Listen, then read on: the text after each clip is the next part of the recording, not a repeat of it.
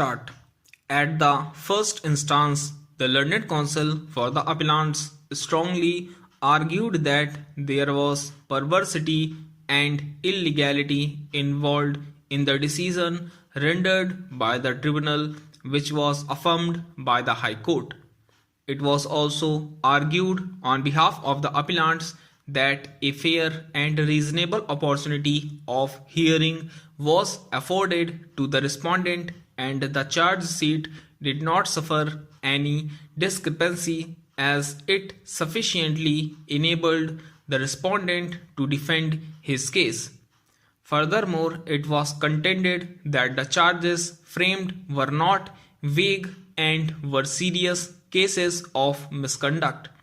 It was further argued that the tribunal and the High Court had appreciated the evidence wrongly, and it would not be in the interest of appellant company to keep a workman who has developed the habit of abusing superiors with filthy language and disobeying their orders.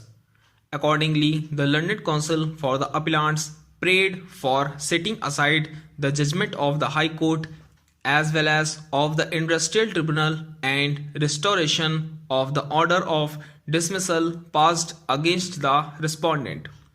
The learned counsel for the respondent contended that the respondent was denied a fair hearing and was dismissed in violations of the principles of natural justice. It was argued on behalf of the respondent that the charge sheet did not contain the specific abusive language and thus it was difficult for him to defend his case.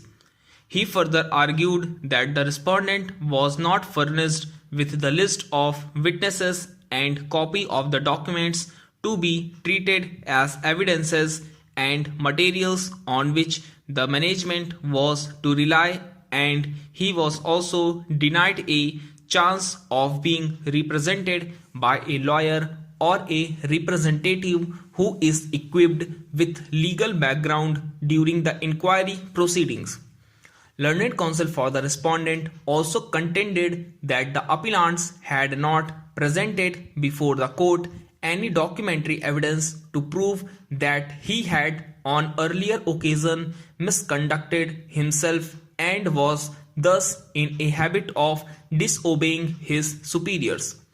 The learned counsel also strongly argued that the work assigned to the respondent was not part of his duty as he was appointed to carry things from one place to another outside the shop. Finally, the learned counsel for the respondent argued that since the concurrent findings of fact arrived at on the question formulated herein above, it is not open to this court to exercise its discretionary power under Article 136 of the Constitution to interfere with the impugned order on such concurrent findings of fact. Let us first delve into the most crucial question raised in this appeal, that is whether there was violation of principle of natural justice.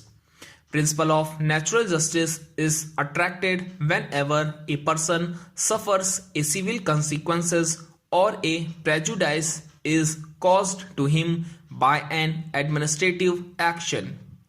In other words, principle of natural justice is attracted where there is some right which is likely to be affected by any act of the administration, including a legitimate expectation. Stop.